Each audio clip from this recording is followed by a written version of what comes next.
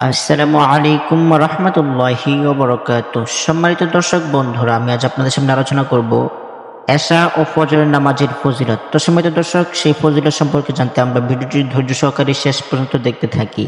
নামাজ ইসলামের অন্যতম স্তম্ভ। নামাজ হলো আল্লাহর কাছে বান্দার সবচেয়ে পছন্দনীয় ইবাদত।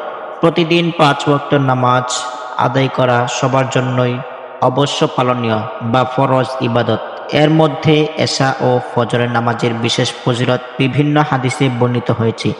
আল্লাহ রাসূল সাল্লাল্লাহু আলাইহি ওয়াসাল্লাম বলেছেন, যে ব্যক্তি জামাতের সঙ্গে এশার নামাজ আদায় করলো সে যেন অর্ধেক রাত পর্যন্ত নফল নামাজ আদায় করলো, আর যে ব্যক্তি ফজরের নামাজ জামাতের সঙ্গে আদায় করলো সে যেন সারা রাত জেগে নামাজ আদায় করলো। মুসলিম, হাদিস নং 1377।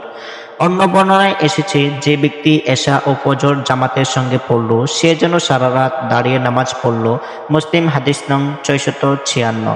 রাসূলুল্লাহ সাল্লাল্লাহু আলাইহি ওয়াসাল্লাম বলেছেন, মুনাফিকদের জন্য ফজর ও এশার নামাজের চেয়ে অধিক ভারী কোনো নামাজ নেই। এই দুই নামাজের ফজিলত যদি তারা জানতো তাহলে হামাগুড়ি দিয়ে হলেও তারা উপস্থিত হতো। বুখারী, হাদিস নং 657। উবাই ইবনে কাব রাদিয়াল্লাহু তাআলা আনহু থেকে বর্ণিত, একবার মহানবী সাল্লাল্লাহু আলাইহি ওয়াসাল্লাম আমাদের ফজরের নামাজ পড়িয়েছেন। সালাম ফিরে জিজ্ঞেস করেন, অমুক কে আছে? লোকেরা বলল, নেই। তারপর আরেকজনের নাম নিয়ে জিজ্ঞেস করেন, অমুক কি আছে? লোকেরা বলল, নেই। তিনি বলেন, এই দুই নামাজ এশা ও ফজর মুনাফিকদের জন্য সবচেয়ে কঠিন। তোমরা যদি জানতে যে এই দুই নামাজে কি পরিমাণ সওয়াব আছে তাহলে হামাগুড়ি দিয়ে হলেও তাতে শরীক হতে। আবু দাউদ, হাদিস নং 554।